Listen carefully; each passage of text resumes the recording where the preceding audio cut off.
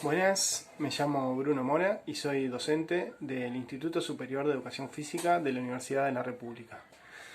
En la actualidad me desempeño como coordinador de las carreras en la región sur del país, de la licenciatura en Educación Física, de la tecnicatura en Deportes y del curso de guardavidas. Pero además integro desde 2015 el grupo de estudios sociales y culturales sobre deporte y desde 2010 el grupo Cuerpo, Educación y Enseñanza. Estos son grupos que articulan las funciones universitarias, la enseñanza, la investigación y la extensión. Y por lo tanto, en varios de los casos han ganado fondos, tanto de la Comisión Sectorial de Investigación Científica, como de la Comisión Académica de Posgrados, como de la Sectorial de Extensión y Actividades en el Medio, o de otras secciones de la universidad y del exterior. Trabajamos también en una red que se llama Red Deporte, Cultura y Sociedad, de CLACSO, del Consejo Latinoamericano de Ciencias Sociales. Con el grupo de estudios sobre deporte empezamos a trabajar sobre la violencia en el deporte, es decir, qué era lo que pasaba con los medios de comunicación y con la academia, que tenían discursos opuestos. Y lo que notamos que había una cuestión con las relaciones de poder, es decir, los medios de comunicación determinaban que el discurso hegemónico, más que los medios de comunicación, decían que la culpa en la violencia del deporte la tenían los jóvenes pobres y drogadictos que iban a las canchas y violentaban las relaciones habituales de las buenas costumbres, por lo tanto no se podía ir a las canchas. Pero los estudios sobre la violencia del deporte nos decían otras cosas, y por lo tanto entendimos que era importante estudiar las relaciones de poder en el deporte. Además trabajo en la práctica preprofesional y he estado trabajando en la zona de Casaballe y en la zona del Cerro.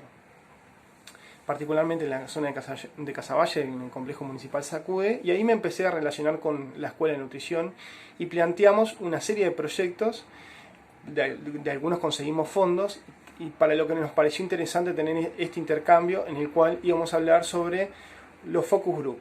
Los focus group para nosotros fue una excelente herramienta para poder pensar no solamente la investigación, sino su relación con la extensión y la enseñanza. ¿Por qué?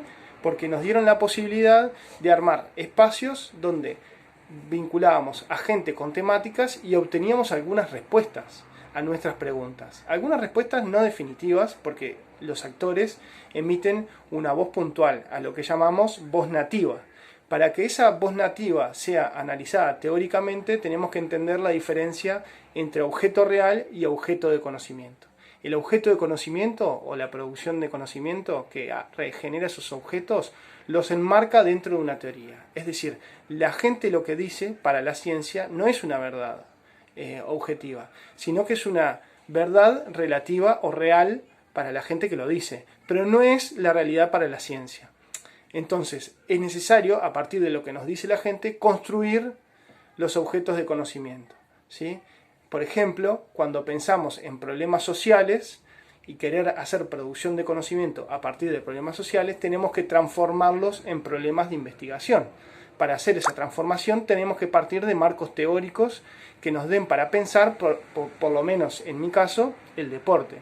Nosotros pensamos el deporte como arena pública. El antropólogo Eduardo Archetti nos dijo en su momento que el deporte podría ser algo social y que debería pensarse sus problemas particulares, sus dramas particulares, como la música tiene que pensar sus dramas como otro hecho social, o como la agricultura como hecho social tiene que pensarse desde las ciencias humanas, no solamente de las ciencias biológicas. Y ahí nos atraviesan una serie de cuestiones para pensar, en nuestro caso, desde las ciencias humanas y desde la construcción de objetos de conocimiento, los focus group.